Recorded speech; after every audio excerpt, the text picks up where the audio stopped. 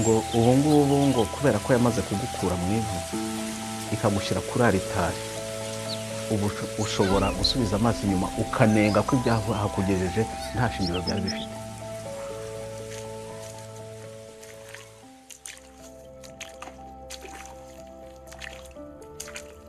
hari mu w'igihumbi kimwe magana cyenda na mirongo irindwi na rimwe mu kwezi kwa mbere. Navukiye icyo gihe byitwaga komine Bugarama, segiteri Nzahaha, serire Kigenge, ku gasozi kitwa Karagizwa. Ayo mazina nubwo byahindutse yose aracyahari. Bugarama iracyariho uretse ko yitwa ngo ni akarere ka Rusizi. Umurenge wacu witwa Nzahaha. Kigenge iracyabaho ngira ngo n'agasozi kacu aracyitwa Karagizwa. Mvuka data yari yishoboye cyane kuko hari umushinga yari yaragizemo uruhare mu gutangiza witwaga koperative Kavekive, yaje kuzavamo rizikiritere ya Bugarama, atangira ariko ntabure wabo banamwemera. Naje kubona umuntu uzatanga ubuhamya nyuma ngo data yarazi imibare cyane, ngo ari umuhanga icyo gihe, ariko nari muto, navutse ahakora mu by'ukuri. Noneho ntibyanatinda umushinga batangije uza gutera imbere cyane, abatarize amashuri babakuramo, b'abakontabure batari barize amashuri babakuramo. Nabyo nyuma byaje kunyigisha agaciro ko kwiga. Ushobora kubuza ubwenge, ushoboye ukitangiriza n'ibintu abandi bakazabikwambura kubera ko bafite amashuri, bafite qualification. Aho rero niho nanize n'amashuri abanza, nkanashima cyane kuko hari sizi impamvu ntabaye umupentekoti, kubera ko ishuri rya primaire ryari iwacu ryari ry'abapentekoti. Ariko abapentekoti ikibazo bari bafite nyine nacyo, abarimu bigishaga kuri iryo shuri bose barabagatulika, kuko abapentekoti biwacu icyo gihe bari batarajijuka cyane ngo bajye mu mashuri ya sogonderi. N'abapasiteri bacu b'icyo gihe ntabwo bari baragize amahirwe yo kwiga sogonderi ngo bayirangize, ku buryo ku ishuri bo bitangirije hari abarimu bagatulika. Ni nayo mpamvu iyo twajyaga kwiga iyobokamana twagishwaga n'abagatulika, nuko twakomeje kuba abagatulika. Kandi natangiye ntabatije, nza kubatizwa ageze mu wa gatandatu kubera abo barimu batwigishaga. Amashuri abanza natangiye muri 78, ariko hari inkuru nibuka tuvuye ndi mu mwaka wa mbere. Mwarimu Domina watwigishaga mu wa mbere, w'umudamu mwiza cyane, aduha imyitozo y'imibare. Imyitozo y'imibare nkayireba nkumvira nkomereye, ubwonko bwanjye mbese bwari bumeze nk'ubugisinziriye. Ndabikuba, byari imibare yo gukuba, ariko umuntu ankandagira ku kirengera mbwa turi kubyica, aranyongorera turi kubyica. Ndamureba akajya anyicira ijisho ukuntu ndi bubikube n'igisubizo ndi butange. Ndangije kubikuba mbishyiriye mwarimu Domina, aravuga, aratangara cyane, abibwira n'abandi ati duririra uyu yabyumvise. Ariko nabaye nk'ubonekewe, ndavuga nti burya ndashoboye, mwarimu arabyemeje ko nshoboye. Ariko wababwira wari wankoreye iyo mibare yari umukozi wafashaga mwarimu yamurereraga umwana, yari umukobwa. Icyo gihe babitaga abayaya, niryo zina babahaga, bikanajyana ndetse no gusuzugura bene abo bantu. N'ubu biracyariho ko badafasha cyangwa se bafata nabi abakozi bo mu rugo, bagira ngo ni abacakara hari babo. Ntabwo byari bikwiye. Ibyo rero bivuga iki? Icya mbere nari nize nkiri mu wa mbere ngitangira, numvise agaciro ko kwigirira icyizere, ukavuga ko hari icyo ushoboye, kuko bihita bifungura amayira yose. Umunyapolitiki agomba kwigirira icyizere, padiri agomba kwigirira icyizere. Umugabo mu rugo utigirira icyizere biba ikibazo. Ariko cyane umuntu w'umuyobozi nawe uzi ko nta cyizere yifitemo, uzi ko adashoboye ariko ayobora abantu, wowe nta kindi yayobora uretse kubashyira ku kiboko bamugana. Kwigira icyizere, ariko kwigira icyizere ntibyizana, hagira uko umuntu abifashwamo. Urumva nk'uwo mukozi wari ufashaga mwarimu kurera umwana yaramfashije, na mwarimu amfasha abyemeza, basi biba birarangiye. Icyo kintu mu mashuri abanza nakize nkiri mu wa mbere, kandi nyuma yaho nyine narize. Ntabwo abo twiganye ntabwo bavuga ko ari njye wari umuswa, kuko inshuro ntabaye uwa mbere ni nkeya. Kandi naho naboneye nyuma maze kumenya ubwenge ko abarimu banyigishije hafi bose baraba mu bwoko bw'Abatutsi, nibo batureze. Nabyo rimwe na rimwe mu bintu abantu bavuga muri iki gihe bikagutangaza, uti abo bantu bari bafite umurimo mwiza. Kwigisha byari umurimo mwiza, si nk'iby'ubu ngubu. Kurera abana, kurera abasitwaye b'ejo, ukuvuga ko baratureze. Niho naboneye ko mwarimu ari urema abantu, ari urema abasitwaye. Ngeze mu mwaka wa 8 naho habaye ikindi kintu. Nari mutoya, mpima ibiro bikeya, ariko uko nari narazamutse sinzi impamvu, hari abarimu nakunze ariko nabo hari abankunze rwose baramfasha. Umubano personnel wa mwarimu n'umunyeshuri ni urema umunyeshuri. Nagize amahirwe rero kugirwa icyizere cyane n'abarimu. Reka mvuga umwe gusa wo mu wa 8. uwo mudamu yitwa Consolata aracyabaho, Imana imuhe imigisha yose ishoboka. Nawe yangiriye icyizere, angiriye icyizere, ndibuka ko rwose yanshyiragaho ijisho, kuko mu wa munani hari ukuntu twakigagamo tugasanga harimo abasibire bakadutwara ya myanya y'imbere, none waba utagiharanira imyanya y'imbere ugasa n'usubiye inyuma, n'ubundi ukumva niba utabaye uwa mbere cyangwa uwa kabiri, ibindi waba uwa 10 cyangwa kangahe ntacyo bikubwiye, tukarangara. Ariko nagira ngo nkwibutse ko najya kwiga kuri iyo primaire y'Imushaka, naravuye kuri muri Nzahaha, nakoze ibirometero hafi 10 n'amaguru, ntariye mu gitondo, nzataha ku mugoroba nkazarya ntashye. Kandi sijye wabagahongeye gutyo gusa, n'abandi bana babagaho batyo. Hari igihe cyageze dusa n'abananiwe mu mutwe, cyane cyane mu munani abantu twabaga dufite imyaka 14, abantu babaga batangiye gukura, ariko nyine ari gato. Umunsi umwe rero reka hazaze abantu b'abasore bari bararangije kwiga aho ngaho, barangije na serayi, bazi imyuga, ariko badafite ibikoresho. Iri ni ibanga rikomeye ngiye kuvuga.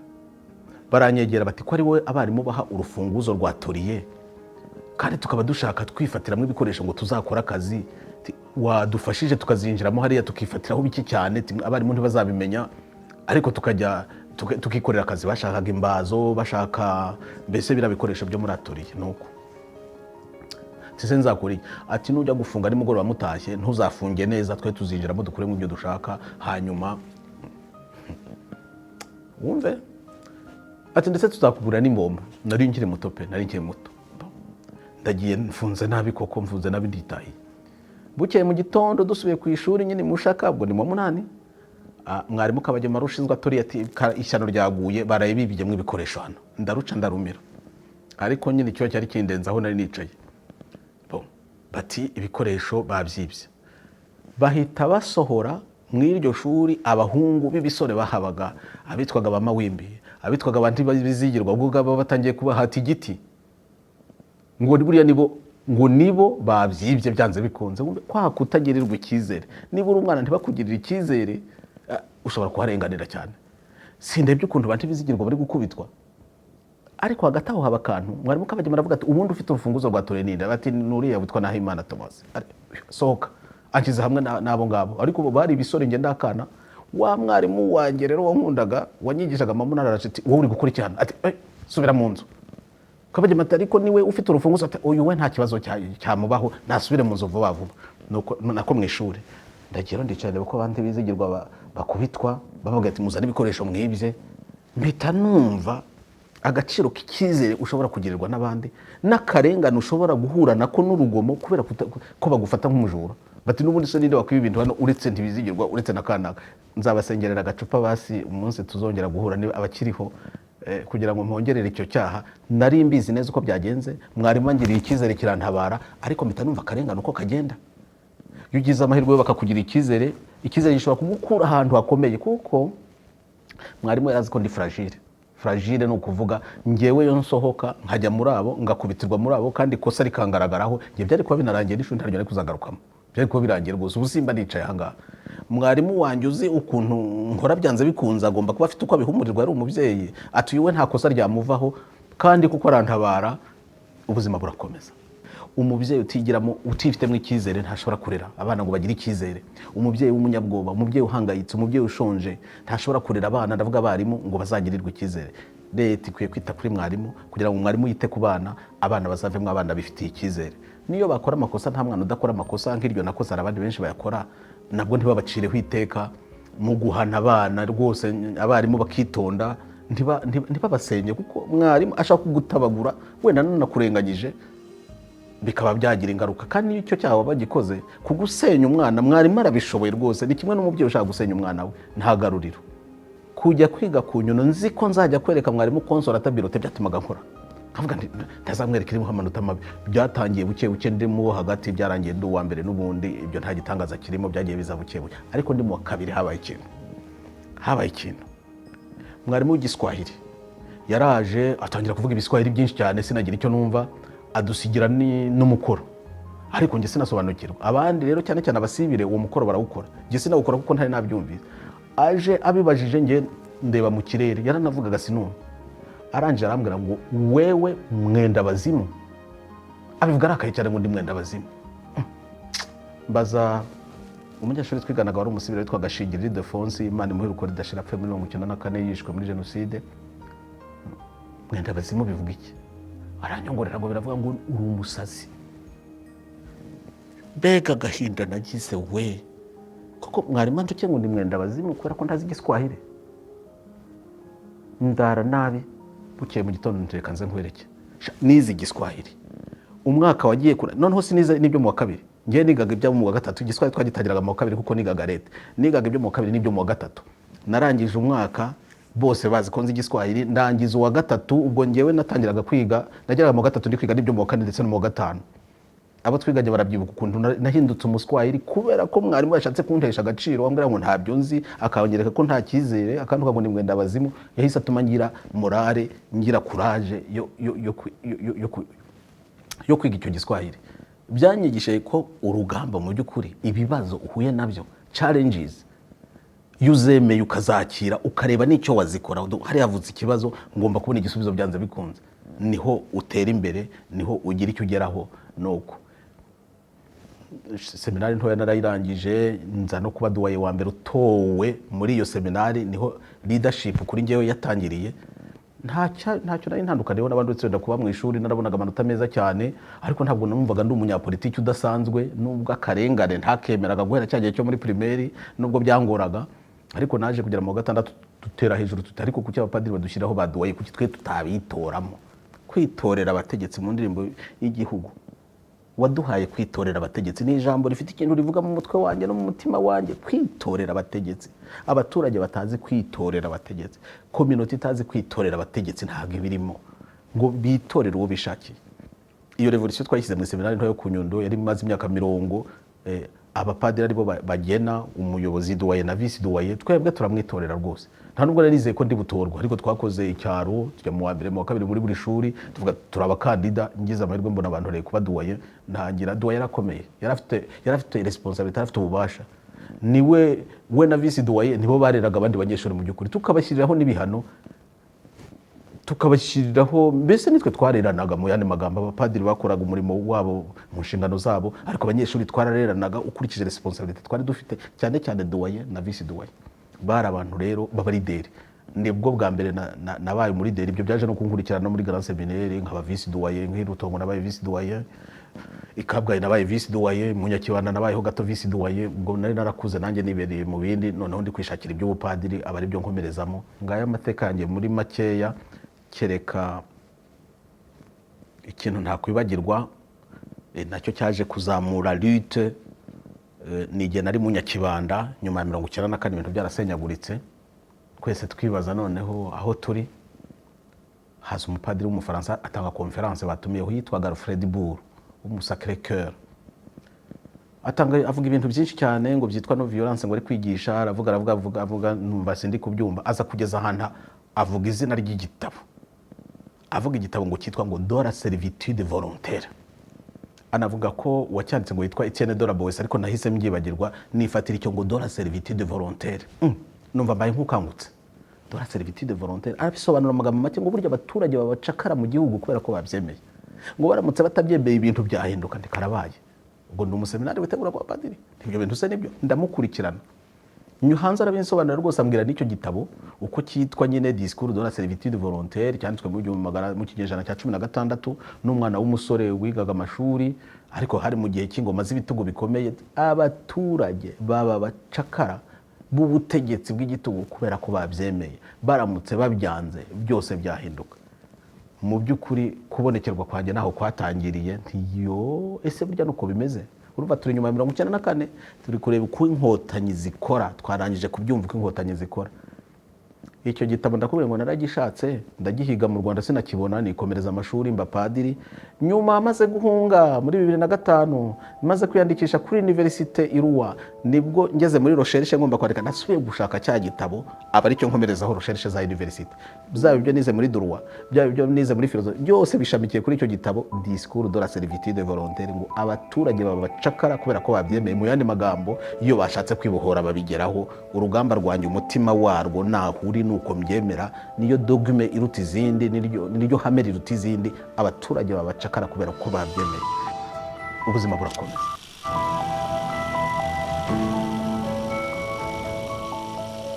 maze kuba umupadiri muri 1999 ngira ngo hari mu 2000 nari nibereye kuri paruwasi yacu mu nzu y'abapadiri i Mushaka.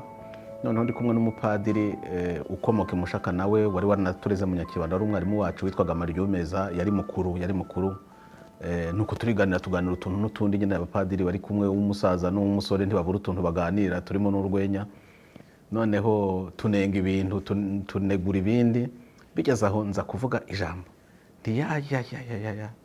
ndibuka igitabo cy'amasengesho cya kera cyabagamo amasengesho umuntu akajya asabira ibintu binyuranye, akavuga ngo vugira isengesho ngo urahabwa ngo indurugenzi y'iminsi 360 cyangwa y'iminsi 100 cyangwa y'iminsi 50, ngo vugira isengesho ngo urahabwa ngo indurugenzi ngo urahabwa ingabire kuzapfa neza. Nuko icyo gihe rero nkimenya gusoma maze no kugarukira Imana, nyine maze kubatizwa kuko nabatijwe mfite imyaka 12, icyo gitabo naragikundaga cyane, maze nkajya ndeba amasengesho atanga iminsi myinshi, iminsi 360 iryo sengesho nkarivuga, nkareba mu gitabo irindi ritanga iminsi myinshi nkabivuga. Noneho mbwira padiri Maryomeza, nyine twiganiraga, ariko bira bintu sinavuze ubutekamutwe, naravuze ngo gusenga ngo uhawe indurugenzi y'iminsi 100 mbese ndabipinga mvuga ko ntabyo. Ngiye kubona mbona umusaza ararakaye. Maryomeza ari umupadiri munini cyane, mbona arandakariye rwose kandi twari twishimye. Ahindura isura, ngo uvuze ngo iki padiri? Ariko ambwira, urumva ni umupadiri mukuru, yandushaga imyaka nka 30 ahari, arambwira ngo, kandi yambereye mwarimu, ngo uvuze ngo iki padiri? ngo ubu ngubu ngo kubera ko yamaze kugukura mu ivu ikagushyira kuri aritari, ubu ushobora gusubiza amaso inyuma ukanenga ko ibyaha hakugejeje nta shingiro byari bifite. Mbega ikimwaro, nabuze aho nkwirwa, ndavuga ese wa mugani koko. Nsubiye inyuma nyine nibuka ivu navuyemo, nibuka ubukene navuyemo, nibuka abandi bana twiganye muri primaire baheze mu mayira kubera ko batabashije kwiga ngo batsinde bajye mu ishuri bazagira icyo bageraho. Nge nibuka inzira ikomeye nanyuzemo yose bikagenda bitungana kugeza mbaye umusasaridoti, nkazamuka kuri aritari bivuga hirengeye, nkicarana n'abatware. None ntangiye guhinyura nkaho nahinyura ibere ryanyongeje. Ya masengesho navugaga yarambaje ngo niki kikubwira ko bitakora, kwibyo wasabaga wabigezeho. Izo ngabire zo gupfa neza wasabaga, ubuse wapfuye nabe. Izo ngabire zo z'indurugenzi, izo mpano Imana iguha z'iminsi 100, ubuse aho wicaye naho wari wicaye icyo gihe uvuga ayo masengesho ntacyo wumvamo. Numva ikimwaro kirankoze, nuko ako kando kaba kangiye mu mutwe, yankuye mu ivu. Bura ntawe ushaka kongera koko, yankuye mu ivu gutyo gusa kugira ngo ngenerwa nkiritika ibyantunze kugira ngo mpagere. Buriya muri 1994 Inkotanyi zifata ubutegetsi, rero natangiye kuzibona mu by'ukuri ngeze muri paruwasi ndi umupadiri. Nakoze mu maparuwasi 3, nakoze muri paruwasi ya Nyamasheke, nkora muri paruwasi ya Hanika, nkora no muri paruwasi ya Muyange. Inkotanyi niho twagiye duhurira kuko ubwo twabaga twegereye abaturage, ariko amakuru y'Inkotanyi twayabwirwa n'abaturage mbere na mbere, kubera ko buriya umupadiri abana n'abaturage buri munsi, nabanaga nabo buri munsi. Hari abaza gusaba penetensiya, ari abaje kugisha inama ku bindi bibazo, ari abahabwa amasakaramentu. Aho ngaho batubwiraga amakuru y'uko babayeho, ni naho batubwiraga uko babanye n'ubutegetsi, cyane cyane ku iterabwoba bashyirwaho. Paruwasi rero yaramfashije rwose kumenya Inkotanyi, nkazimenyera mu buzima bw'abaturage, kuko buri Inkotanyi ntabwo, uretse abapadiri bamwe babigiremo ingorane bagafungwa cyangwa se bakanicwa, ariko abandi basanzwe ntabwo Inkotanyi zazaga kuduteraho ibibazo ako kanya, ahubwo zazaga zije kutwereka ko n'abari abantu beza, ko ari abantu bakeneye serivisi za paruwasi nk'abandi. Ukabibona nyine ko badasanzwe ko ari Inkotanyi, ariko nabo bafite uburenganzira nk'ubw'abandi. Nkanjye cyane cyane twagiye duhura dutegura imihango yo kwibuka mu kwezi kwa 4, kuko ari imihango ikomeye, kandi nanjye nabyitayeho kuko byari birimo abagifite agahinda kenshi, abafite ubwoba, kuko buri gihe ibyo bintu byo kwibuka iyo byazaga ntihaburaga abafungwa, abakubitwa n'abicwa, buri gihe byarabaga. Ngewe rero ngeze muri paruwasi zanjye nahisemo guha agaciro icyo kintu, nkajya ndeba izo Nkotanyi zikaza kuri paruwasi, tugafatanya gutegura uwo munsi. Nkabasaba buri gihe ko tubanza gukora amasengesho ya misa, tukajya guha umugisha imva ndetse igihe twabaga tukiri mu misa nicyo gishyashya nari nzanye, nabahaga ijambo bakavugira mu misa kuko abantu bari bakegeranye. Icyo gihe hazaga bose, hakaza hari abemera ari abatemera, ariko kuko ariho bagombaga guhurira kuri paruwasi, akaba ariho bahurira aho mu kiliziya, nkabareka bagafata amajambo. Ndetse ndibuka rwose igihe nigeze kubareka bagasoma n'amasomo, n'inkotanyi zikaza rwose z'abafandi babo bagasoma amasomo, ubundi tukaza kuva mu kiliziya iby'ingenzi birangiye. Aho rero nyuma yaho twarongeraga tukaganira, barabikunze. Niho numviye ikintu gikomeye ku nkotanyi, numvise ko zifite agahinda, niko navuga ko abaturage batazemera, ko abaturage batazakira. Kuko barambwiraga ati ariko padiri ubigenza ute? Tibijya bidutangaza cyane, titwiye kugira ngo abaturage baze mu nama, sha tuzinduka mu gicuku tukabashyiraho imbunda, tukabashyiraho n'inkoni. Hari umukapiteni wajya kuvuga ngo babatera ishyamba ku kibuno ariko n'ubundi ntibaze, cyangwa bakaza birozonga ati naho wowe uvuza inzogera yawe wajya kubona ukabona kiliziya kubisa iruzuye. Nuko ngakubita agatwenge nyine k'indyarya, nanjye nkabihorera, sinirwe mbabwira ati ngese ko ntabakubita, ngeze ko ntabarenganya, ngiye ko ntabatera ubwoba, babuzwa n'iki kuza nyine, kandi sinanjye ubahamagara, ukwemera kwabo kubahamagara ni Imana ibahamagara. Inkotanyi nuko ndazimenye mu by'ukuri ndi kuzisoma mu buzima bw'abaturage. Igihe nari muri paruwasi ikaba yaramfashije cyane. Burya padiri ni umutware, n'inkotanyi zirabizi, zizi ko ari umurideri nawe abaturage bashobora kwemera, bakaza bamusanga bakamubwira n'amabanga batabwira abategetsi basanzwe ba gisivili. Ibyo rero inkotanyi zarabyitwararikaga, bigatuma zisa n'izitinya abapadiri, rimwe na rimwe ariho havagamo no kubagirira nabi, kubafunga cyangwa se kubica. Ngayo nguko Gitifu afata amaguru w'umurenge akubite mu birenge byanjye n'inkweto zanjye yazijugunye, andeba uko ndi.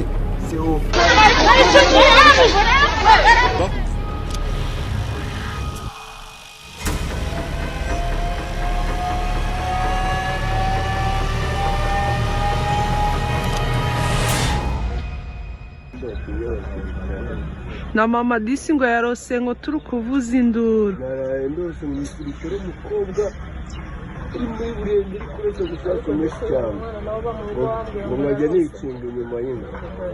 Uriya mukecuru ureba ntabwo ubona bicaye aha ngaha bose ntibafite ahantu bari bwerekeze. Ku gasi kanza pfuruhe impinja n'ababyeyi baratakamba. Ese bazumvwa nande niba atabaye jyewe ntabe wowe?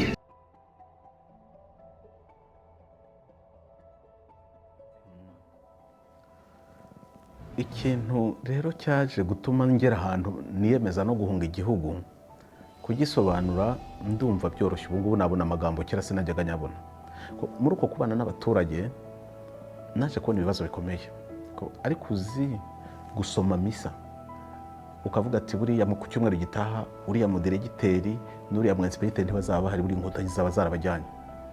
Kuko nyuma njyewe nawe umupadiri muri 1999, ariko abantu bari bagitwarwa, bakicwa, bagifungwa, ukaberwa iyo barengeye. Mbese abantu babaho nka kakanyoni karitse ku nzira, batazi bwacya ngo ntibwira, bwakwira bati ntibucya.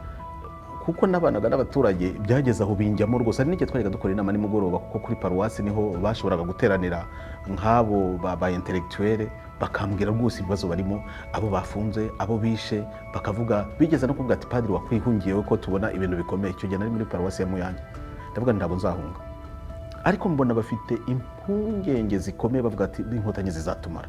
Urumva uwo mwuka abantu bahumekaga, ariko njye nari ntariyemeza rwose kuzahunga. Ariko nari maze kubona ko hari ikibazo gikomeye. Icyo kibazo nuko umupadiri burya bafite ubutumwa, ntabwo banshyira muri paruwasi ngo mbe igishushanyo. Ngenda burya tugira sharije 3, tugira imirimo 3, niyo guhanura wigisha abaturage no kuvuga kubabwira ijambo ry'ukuri ryabayobora, niyo kubatagatifuza ukoresha amasakaramentu na misa dukora, bya bikorwa byose dukora kugira ngo abantu bisubireho barusheho kuba beza, ariko no kuyobora, ugomba kuba uri umuyobozi nyine. Ibyo rero byo kuyobora inkotanyi ntizabishakaga, inkotanyi zashaka kuyobora abaturage zonyine. Ni nayo mpamvu umuntu witwa uvuga rikijyana yahitaga ahinduka ikibazo mu Rwanda. Ndetse hari inkotanyi twaganiraga, nk'ubwo abantu basangiye nk'akayoga, n'ubwo njye ntanywaga inzoga, ariko hari igihe nabasengereraga bakanyibwira n'amakuru, bakambwira bati burya iwacu no mu gisirikare kumenyekana abati iyo uvuze disikuru ukabwira abaturage bakaguha amashyi upfuye, ati kuko watangiye kuba populaire, watangiye kwemerwa n'abaturage mu Nkotanyi ntabwo byemewe. Ariko ubwo naje kuzabyiga nyuma nyine nza kwiga gusobanukirwa impamvu bateye batyo bakora gutyo, kuki nta wazamuka ngo abe lideri byemerwe, kuki nta wakundwa n'abaturage ngo byemerwe. Ngewe rero byaje kugeraho ndavuga nti muri ya mirimo nshinzwe singishobora kuyikora, kuko nigishaga bari mu kiliziya, nigishaga utoranya amagambo uvuga uti ibi n'imivuga barantambikana, kandi ngewe ururimi rwanjye rwarangoraga. Hari abandi bapadiri babishobora rwose, akajya akigisha akavuga ubusa ntagire icyo avuga, cyangwa se akavuga ibidateye ubutegetsi ibibazo, ni ukuvuga kudakora kuri ka karengane na rya terabwoba abaturage bahura nabyo. Njye byarananiye, binaniye rero ndatobora ndatangira ndavuga, cyane cyane ndavuga nk'igihe urabona igihe intambara za Kongo zari zigiye gutangira, bakagenda bagafata, nibwo batangiye gufata amafaranga nk'ay'abarimu ku ngufu. Ngiye muri bya bibazo rero mpuriramo n'abaturage, nafite nk'abantu b'abapfakazi cyangwa se abantu bafite abagabo bafunze, bagorwa no kuzabona udufaranga tw'ishuri ngo abana ngo bajye kwiga, bagaruka kurira bati dore noneho aya mafaranga bayakase ngo tugomba gushyigikira intambara yo muri Kongo yo kujya kwica bari abantu b'impunzi bene wacu bari hariya hakurya. Naho ngaho hangoye, noneho ndatobora ndavuga, mbivuga mu misa rwose, ndavuga nta mafaranga niba bari kubahatira gutanga, ngewe ntago mbyemera, nta na rumwe nzatanga. Urumva nari natandukiriye, nari byari bikomeye, nta na rumwe nzatanga. Nimwe muzatange ayo kugura amasasu yo kwica bene wanyu bari muri Kongo, ayo masasu azagaruka nabice namwe, ati ngewe nta na rumwe nzatanga. Bari banciyemo kabiri. Niho inama zatangiye gukorwa zivuga ko ndi igipinga, ko ndi umuntu mubi cyane, ko ndi aduwi. Birazamuka bigera no muri presidence. Ariko kugira ngo nk'ubu ndibuka rwose ukuntu nigeze kujya muri Kongo, tugiye mu nama i Buvira, tugarutse bamfungira mu Bugarama, banyaka pasiporo yanjye rwose barayinyambura, bari bambonye noneho banyambura pasiporo ngo ntazongera gusohoka ngo njye hanze. Icyo gihe baranshinja ngo nagiye gukorana n'interahamwe, ngo nagiye kureba ngo ba FDL niba baritwaga ba FDL, sinibuka abanza bari bataragira iryo zina, barabimpimbira da. Nigerageje kwihagararaho uko nshoboye, ariko banyambura pasiporo. Icyo gihe nari nsanzwe nza mu butumwa mu Burayi, ariko twari dufite imishinga dukorana n'abanyekongo abitwa Pax Christi, kuko njye nayoboraga komisiyo ya Kiliziya Gatolika twaye ubutabera n'amahoro. Icyo gihe baramfunga banyambura pasiporo, nibwo bwa mbere numvise ko mfungiye mu gihugu. Mbere yaho hari abanyarwanda bajyaga bavuga ko basaba pasiporo bakazibima, nanjye nkavuga ariko nimukajye mukabye, ubwo se umuntu yasaba pasiporo ko ari uburenganzira bwe bakayimwima bate? Ngewe guhera mu 2000 natangiye kujya hanze, njya muri Espagne, njya mu Bufaransa, nkongera ngasubira mu gihugu nkabona ntacyo bantwaye. Umuntu yambwira ko bamufatiye ku kibuga cy'indege nkamwana ariko mwagiye mureka gukabya, ariko bamara kubivuga ngatangira nanjye ngakora ubushakashatsi, nsa gusanga bibaho kuko nsanga abantu barengana ku buryo burenze urugero.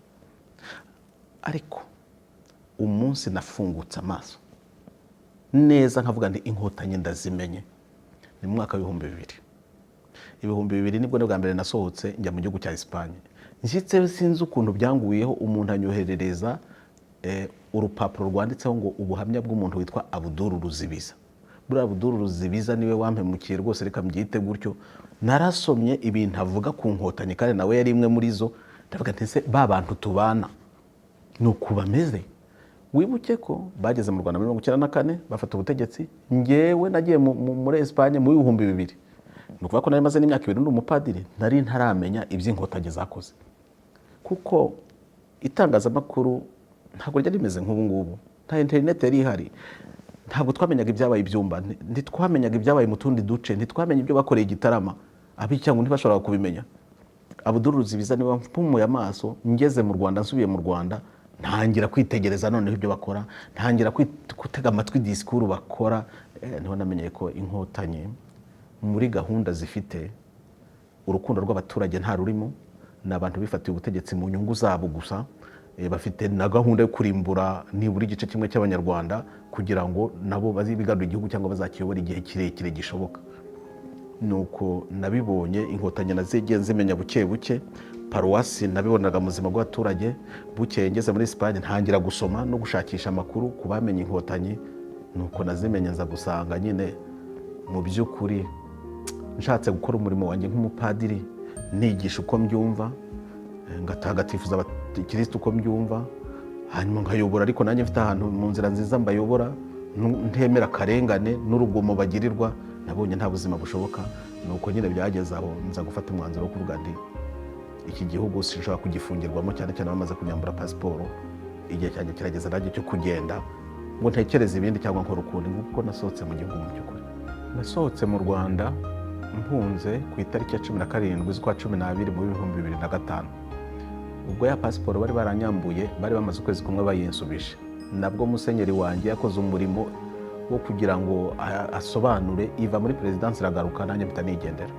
Nageze rero mu Bufaransa ku itariki ya 18, mara amezi 6 ndasinzira, kuko naragiye njya muri paruwasi ahantu hitwa Bon Secours muri diocese ya Rouen, niho nashyikiye. Kandi biratangaje ko umupadiri wanyakiriye n'uwo twari twarahuye igihe nasohokaga bwa mbere ngiye muri Espagne, turi mu muryango witwa Equipe Notre Dame, twari bawumuniye turahahurira. Ninjye wari umupadiri muto icyo gihe, noneho tugirana ubucuti. Ubwo rero narahunze, aba ari we nsanga aho ngaho mu Bufaransa. Yari afite ikizu kinini cyane, ampa ishambure. Ubundi nyine niga uko ntangira kwibaza uko inzira nzanyuramo kugira ngo mbone ibyangombwa byo kuba naba mu Bufaransa. Ariko amezi 6 ya mbere, nkubwije ukuri, nari ndi mu kintu cy'igihu ntamenya uko nagisobanura. Ariko sinasinziraga kubera iki, nasubiye inyuma nibaza, none ntangira gutekereza ku Rwanda. Nibaza uko twabayeho mu seminari, nibaza kuri 94, ndeba abaturage muri paruwasi ko basize, ndeba abagororwa najyaga nsura muri gereza ya Cyangugu kuko twajyaga gutanga amasakaramentu rimwe na rimwe, ntega amatwi by'abantu bavugaga, none numva ntangiye kubyumva. Ariko nakajinya kaza muti, ibi bintu ko ubuse ko mpunze, ubuse ndi ikibwa, none se ko mpunze nkaba mbasize, ubu bizagenda gute? Ibi bintu koko ntacyo umuntu yabikoraho. Natangiye gusinzira, hari hashize amezi 6 ku munsi navuze n'ubu rero ngewe ibya politiki sinzi ibyo ari byo, sinumva n'ukuntu umuntu yahindura biriya bintu mu gihugu. Ubupadiri ntibwamfashije kubihindura, ariko reka nige nibura nsubire mu ishuri, noneho nige ibyo ntize mu mashuri y'abapadiri, nige ibya politiki. Nashaka kwiga science politique ngo numve uko igihugu kiyoborwa, ariko kubera ko nta byangombwa nari mfite byo kuba byanyemera guhita njya mu ishuri, nuko ngisha inama njya kwemerwa muri Université ya Rouen, njya muri filosofia kuko nari narayizeho igice, nyerekeza kuri politike muri recherche nakoraga muri philosophie politique, ndayiga.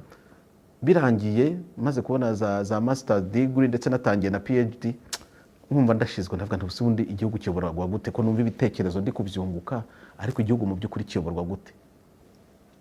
Naje gusura umuntu w'inshuti w'Umufaransa, turaganira, yari famille nakundaga. Noneho kuko twari twaramenyanye mbere nkiga muri petit séminaire, umudamu nibwo twamenyanye, yarakiri umukobwa icyo gihe mu baskuti. Amaze gushyingirwa baza kunsura, nari ngeze muri grand séminaire ntangira, nyuma nyine bo baza gukomeza ubuzima. Noneho nanjye ngeze mu Bufaransa nkajya mbasura, bakajya bansura tukaganira. Umunsi umwe rero wumve ukuntu ibintu bigenda, mwuka byaramwe, ndabasuye turafunguye. Umugabo wari warize ibintu byinshi, ukora mu masosiyete akomeye, ambaza ibyo nize, tubijyaho impaka. Mubwira ko rwose nshishikaye ko niga philosophie politique, ko mu by'ukuri ndashaka kwiga science politique. Arandeba ati, nyamara nkurikije ibyo uvuga we wifuriza igihugu cyawe, ati ibyo uri kwiga ni imfabusa. Ni umuntu wa mbere wari ubimbwiye ko kwiga philosophie ari imfabusa. Ati buriya wigiye nka droit, ni ukuvuga amategeko, hari icyo byakungura. Mbega ukuntu uwo mugabo yaramfashije, kuko nibazaga icyo mbuze. Numvaga kwiga philosophie biryoshye, ariko ntazi uko igihugu kiyoborwa. Ambwiye ati wize droit, nyamara ibyo ngibyo wabisobanukirwa, kuko nta droit nari narize. Numva mpaye igisubizo nti buretse nze nkwereke. Sinamubwiye ko nabyumvise, naragiye gusa mu kwa 9 gukurikiyeho ndiyandikisha. Nongeye kuzamubwira, uribuka umbwira ngo kwiga droit nibyo byari kumfasha? Ntubu ndangije master muri droit, wumve imyaka yashizemo hagati yaho irenga 5. Noneho ubu ngubu mfite master muri droit. Araseka aratembaga ati yewe turi umwemezi. Maze kwiga amategeko rero, maze kwiga droit, nari narize droit kano gusa mu kiliziya, mu seminari, nenda kuba umupadiri, ariko droit kano ntago ari droit nk'izindi, ni droit yerekeye gusa abo mu kiliziya, uburenganzira bwabo n'ibyo badafitiye uburenganzira, nta kindi. La victime muri droit kano ni ikintu cyantangaje, ntabwo avugwa. Reka ngaruke kuri droit nize muri Université ya Rouen. Icyo yamariye nuko numvise noneho bya bindi nibazaga ku byerekeye inzego z'igihugu nuko zikora. Numvise uko ubutegetsi bukorwa, uko ubutegetsi bushobora kujyaho cyangwa bujyaho, numvise responsabilite z'abayobozi b'igihugu kwera hejuru kugera hasi, mbese numva ndasobanukiwe kuko najyaga nibaza ariko buriya inkotanyi ibintu zikora nabyo ni ubuyobozi, ariko buriya inkotanyi ibintu zikora nabyo ni politiki. Nuko rero ya filozofi politike nari narize mbere na duruwa nari maze kwiga byamfashije, numva birampumuye, noneho ndavuga ntubu natangira kugira icyo mvuga. Mu ntangiriro y'urugamba rw'ibitekerezo mu gihe cya Roprofete, reka mbyite mu gihe cy'ikinyamakuru Roprofete umuhanuzi, rwari urugamba rw'ibitekerezo gusa. Mu by'ukuri ntabwo nigeze ntekereza icyo gihe ko ngewe naba umunyapolitiki ngakora politiki cyangwa se ngaharanira iby'ubuyobozi. Numvaga gusa nzajya nivugira ibyo nzi, cyane cyane ibyerekeye ibyemezo bifatwa n'abategetsi birimo akarengane n'urugomo kabangamiye abaturage cyangwa bigoramye cyangwa bitameze neza. Numvaga aribyo nzajya nivugira, numvaga nzajya nkora critique gusa. Padiri Fortunatus yari yiyemeje kujya yivugira amateka ya Kiliziya n'amateka y'u Rwanda. Nuko twatangiye ikinyamakuru Roprofete, tugize amahirwe tubona abantu baragikunze cyane, nuko twatangiye urugamba tutanga ibitekerezo. Reka ikintu cyantangaje dutangiye Roprofete nuko abantu babanje gutinya amagambo tuvuga, bakavuga ngo tuvuga amagambo akakaye. Nagiye kumva umugabo arampamagaye kuri telefone nari nashyizeho, ndamwitaba. Ati mbega mwa, atuzi ko wa muntu ari we koko nembero yashyizeho uyihamagara akitaba. Turi mu 2010, turi mu 2010 niho twatangije icyo kinyamakuru umwaka uhera. Icyo gihe abantu bari bataratangira kujya bavuga ngo bashyiraho amazina yabo. Twende byatinze dutangira no gushyiraho amafoto yacu, yewe twageze tukajya tuvuga na adresse yaho tuba. Bitangira kudutinyura natwe buke buke, ariko bitangira no gutinyura abandi benshi babonye tubikora kandi ntitugire icyo tuba. Nabikoraga nk'umupadiri, kandi icyo gihe nari umupadiri muri paruwasi kuko nabaye muri diocese ebyiri, diocese ya Rouen na diocese ya Le Havre. Nabikoraga nk'umupadiri ubyemera unabikunze. Nageze aho nshakisha noneho abanyapolitiki, kuko nari maze kumenya uko inzego z'ubutegetsi zikora, uko amashyaka ya politiki yagombye kubakora. Noneho nshakisha abanyapolitiki bitwa aba opposition ngo ndebe urugamba bariho bagerageza guhindura ibintu mu Rwanda, cyane cyane bahangana na za nkotanyi nari maze kumenya kurushaho. Abanyapolitiki mbirukaho, ariko nkabona ibyo bakora babikora ndetse nta gihe batanabikoze guhera muri 1994, ariko nkabona bisa n'ibidahagije, kandi nkabona ntacyo nabikora kuko ngewe ntabwo nari muri urwo rwego, nkabona ntacyo nabikora. Ndetse byageze aho nshyigikira babiri ku buryo bw'umwihariko. Nkajya muri Roprofete, uwashaka yasubira muri Roprofete akareba abanyapolitiki navugagaho cyane. Ni Nyakubahwa Faustin Twagiramungu, ni n'uwiwacu ngerageza rwose kumuvuga neza icyo gihe, ku buryo hari n'abantu nyine bari bafitanye ikibazo bambwiraga bakampamagara bakanantuka bakambwira ati ntuzongere no kumuvuga neza nk'uko umuvuga neza. Ariko naramukundaga, nkifuza ko nagaragara neza cyane. Bukeye ndetse nongeraho na Paul Rusesabagina, nawe naramukundaga cyane. Ni abantu nzi, narabasuye, turaziranye, nawe nkamuvuga neza. Bamuvuga nabi mu Rwanda nkababara rwose, ngakora inkuru nkamuvuga, nawe arabyibuka. Ariko bukeye hiyongeraho ndetse nabo muri RNC igihe bakamba batangiraga ntabwo twari tubazi. Twagerageje ngewe na Fortunatus no kubaha interview, banyura kuri Fortunatus ko ari we mukuru wenda gakungana nabo, bamusaba rwose ko bamuha yabaha interview, bandika ibibazo bashaka ko tubabaza. Noneho turabibabaza, dutegereza ibisubizo, reka da bigeze baravuga ngo ibibazo mwatubaje ngo tubisubije ngo byakwicisha abantu. Nicyo naho twatandukaniye na RNC, tutagize icyo tuyivugaho kizima, kandi nyamara twapanze ko nabo twabavuga neza bagatanga amakuru, tubabaza icyo kuri ibibazo nyabibazo nyine, ntabwo twabakinishaga uko babayeho, uko FPR imeze batinya kubisubiza. Ngewe icyo ni icya mbere.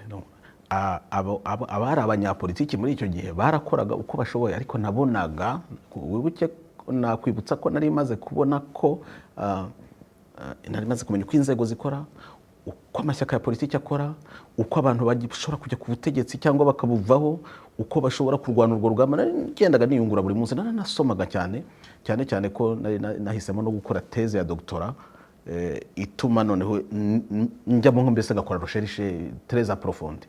Ibyo nize icyo gihe sindabona aho mbivugira, nta n'ikijana ndashyira hanze mu byo nize nungutse muri icyo gihe cya recherche, cyari igihe kiza cyane. Nuko rero iyo yari impamvu ya mbere ko abanyapolitiki nanjye nageze aho ngashyigikira, nabonaga nyine batagera nkaho nanjye nakwifuza.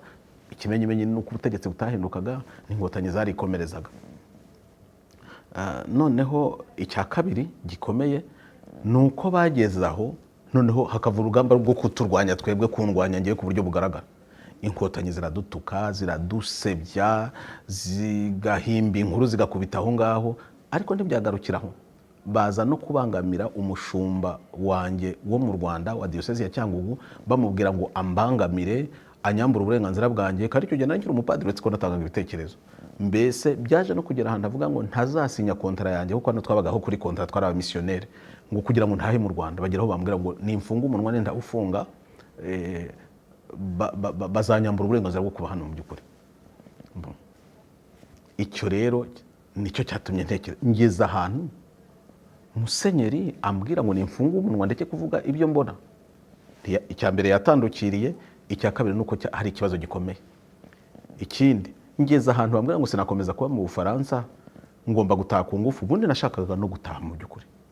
Naje hano muri 2005 ariko bigeze aho maze kwihugura muri biriya numva ashatse no gutaha ngo njye kubikorera mu Rwanda, ariko intambara ihita bandende. Muri make kundwanya cyane, bakandwanya. Ikindi kubona abanyapolitiki nanjye nizeye batari gutera intambwe nk'iyo nifuza, ngo urugamba nyine barushidike nk'uko nanjye nabyifuza, byaje gutuma mvuga nti umva noneho rero ntabwo nzajya nirirwa mvuga amagambo gusa, reka nanjye njyemo ninjire muri politiki, nubake mpereye kuri zero, nshake nanjye ikipe yanjye, twungurana ibitekerezo, dutangire mbese turebe uko bizagenda. Nuko natangiye ntangiza ishyaka rya politiki ku itariki ya 28 z'ukwa mbere muri 2013, nditangiranye n'abantu banyumvise b'inshuti zanjye, tubitekerereza hamwe. Ubwo kandi mbikora maze gufata icyemezo ko muri nsaba Musenyeri ko mbaye mfashe igihe cyo gukora ibindi, ndamwandikira urwandiko rusobanutse, nawe aransubiza mubwira ko ngiye rwose muri temps sabbatique ngiye gukora ibindi. Ubwo rero nashinze ishyaka rya politiki na bagenzi banjye ntagifite responsabilité ya paruwasi. Ntari nkiri umupadiri kuko n'ubundi acyariwe, ariko ntagifite responsabilité ya paruwasi, ndetse maze kurishinga nyandikira urwandiko rumbwira ko rumpagaritse mu kuba responsable wa paruwasi, nubwo n'ubundi nari narayisezeyemo, ariko niko bigenda kandi ndabizi ko ariko procedure igenda. Urwandiko rwanjye ndacyarufite rumbwira ko icyaha nakoze ari ugushinga ishyaka rya politiki nkaribera n'umunyamabanga mukuru, ntabihayira uruhushya n'umwepiskopi wanjye, kubwo icyo cyaha ningireka wenda nzagaruka ngasaba imbabazi bakanyakira. Ubu rero n'ejo mu gitondo mbivuyemo nkagenda ngasaba imbabazi banyakira, kuko nta kindi cyaha nakoze cyambuza gukomeza kuba umupadiri. Urugamba nuko rwatangiye. Ubupadiri rero niho mbonera nyine ko bwari ubutumwa, naje kubyumva nyuma, ariko ubu sindi kuyoba.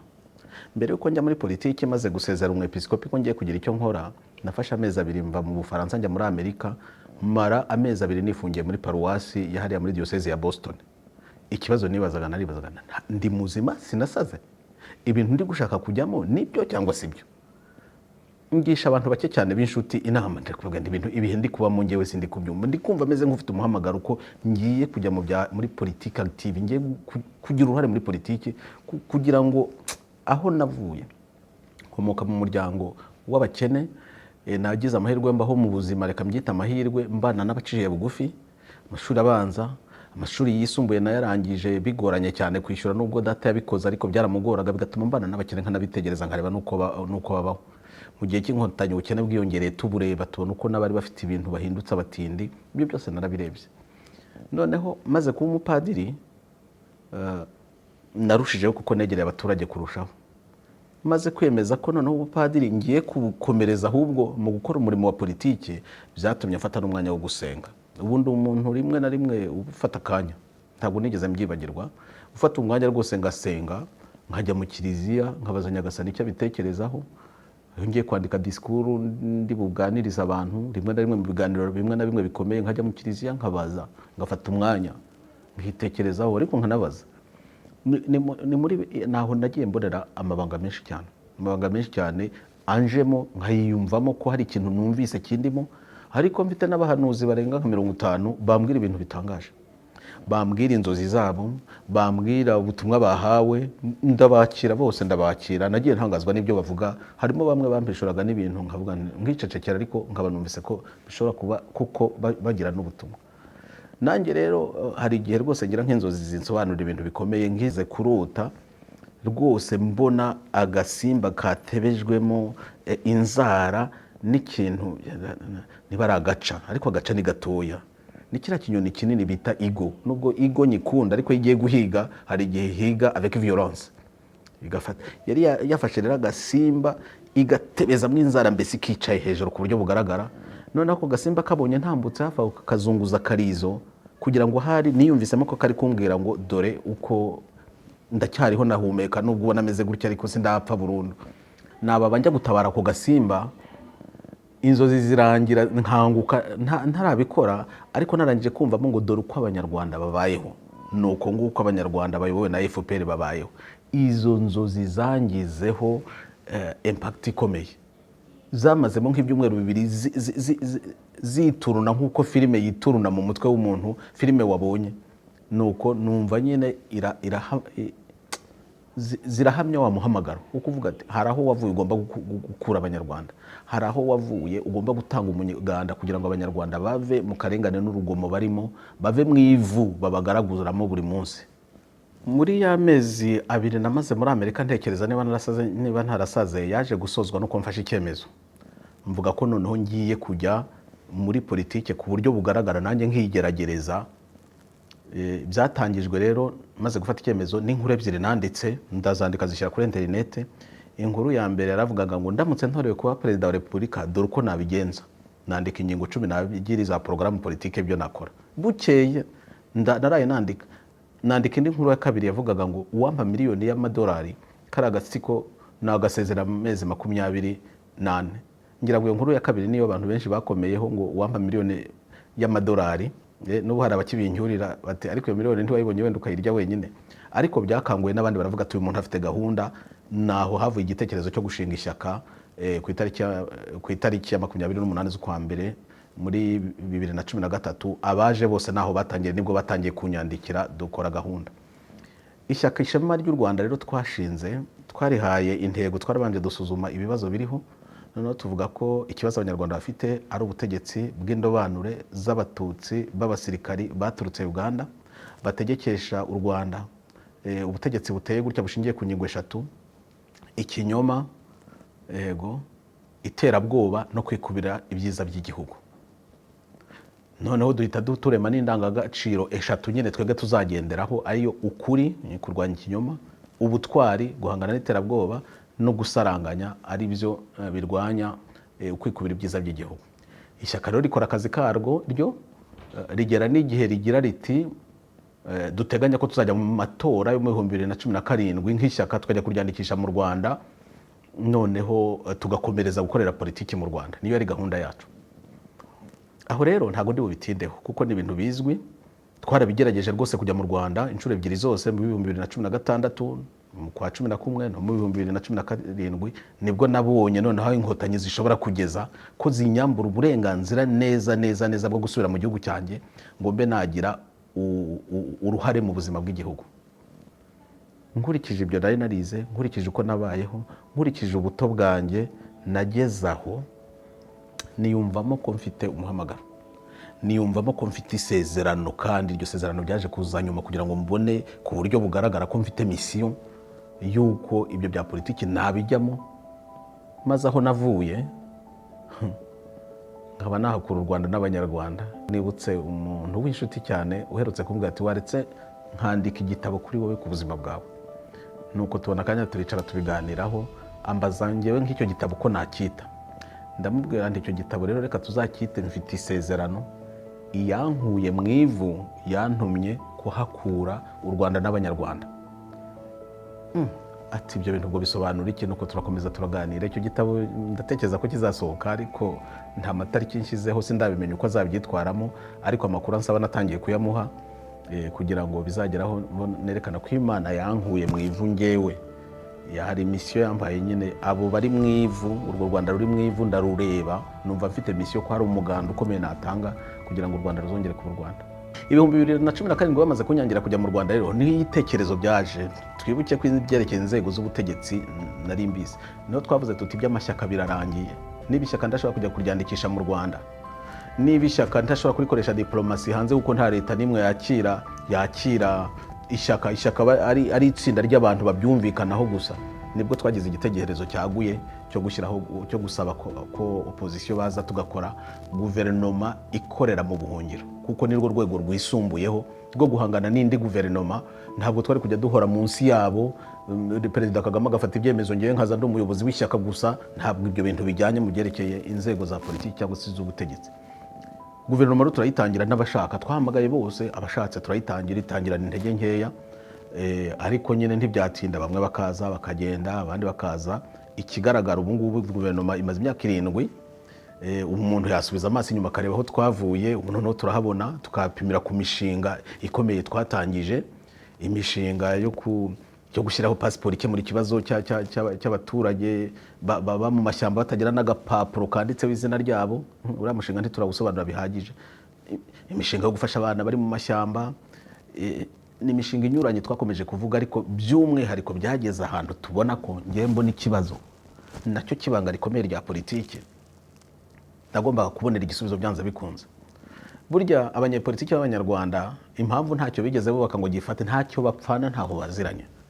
Abari bafite icyo baziranye ni nk'abo kuri Repubulika ya mbere bari bafite aho bagiye bigana mu maseminari, abo kuri Repubulika ya kabiri bari bafite aho bagiye bigana na za Rovanium cyangwa muri Kongo cyangwa mu maseminari, nibo bonyine babashe kugira icyo bageraho. Abubu ntacyo dupfana ntitunaziranye. Abantu bari bagifite akantu bapfana n'abasirikari bonyine, kuko abasirikari bo bize bose, abasirikari bakuru nibo mvuga, bize bose muri SM, bakaba barayihuriyemo, bazi promosiyo zabo. Niyo mpamvu ari nabo abaturage bizera, kuko baba bafite ukuntu baziranye, ni corps, bafite esprit de corps, baraziranye. Noneho abanyapolitiki buri gihe twakoraga ibintu ugasanga ndi padiri, undi ni pasiteri, undi ni imamu, undi dutandukanye mu buzima, nta n'ahantu tuziranye. Mukagira ngo mugiye gufatanya umushinga mutaziranye, nta jambo ribahuza, ntacyo mwumvikanyeho kibahuza, bikananirana. Icyo kibazo rero twahuye nacyo cyane, niyo mpamvu abantu binjiraga mu mashyaka bwacye bakayasenya, bagakora za koalisiyo zikarimbuka zitamaze n'amezi 3, kuko ntacyo baziranyeho, nta gahunda baziranyeho. Niho nabonye ko nibutse ijambo ryo muri Bibiliya ngo imyaka ireze ariko abakozi ni bake mu murima w'Imana, nta bakozi bahari. Niho nabonye ko politiki y'u Rwanda cyane cyane ya opposition nta bakozi ifite, bumva icyo bakora bazagira icyo bagezaho abanyarwanda. Niho hatangire rero igitekerezo cyo gushyiraho kaminuza, ishuri noneho ryarera abo bakozi bazagira icyo bahuriraho, bakumvikana, bakazakorera nyine umurimo w'Imana, bakazakorera rubanda, ariko bafite icyo baziranyeho.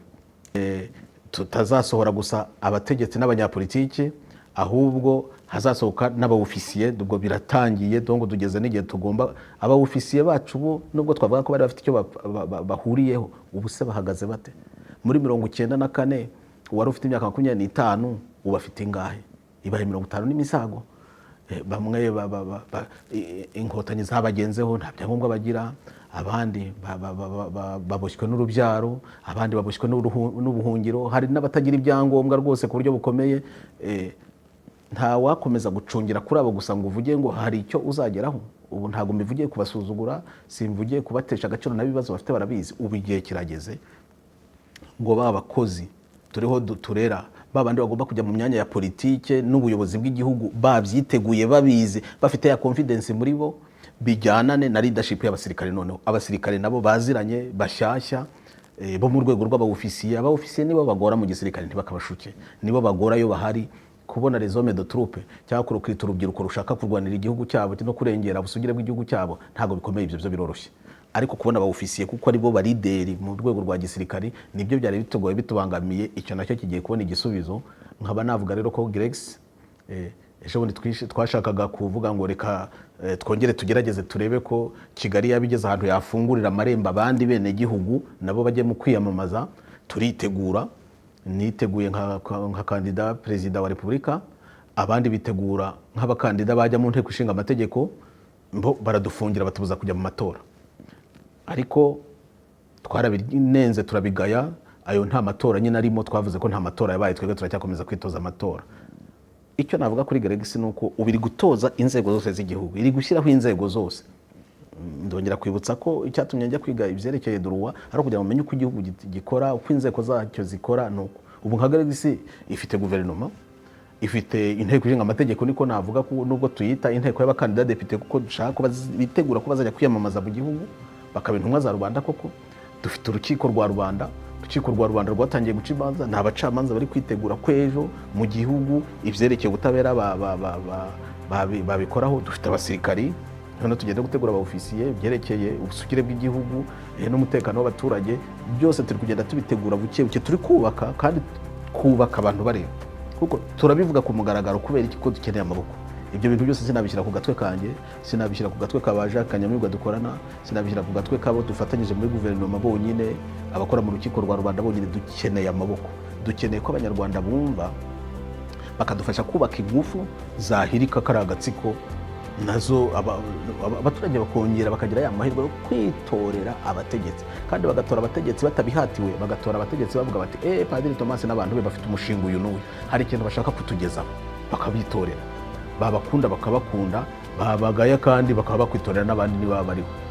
Muri make numva umurimo wanjye wa wundi ngo iyagukuye mu ivu yagutumye kuhakura abanyarwanda n'u Rwanda, ndatekereza ko ari aho ngaho bari kwerekera. Maze kwizera nanjye ko biriya bintu tuzabigeraho, maze kwizera ko tuzabigeraho, ko ubutegetsi nzi ko turi kubyitegura ku mugaragaro, kandi nzi rwose icyo turi gukora, ndakizi pe.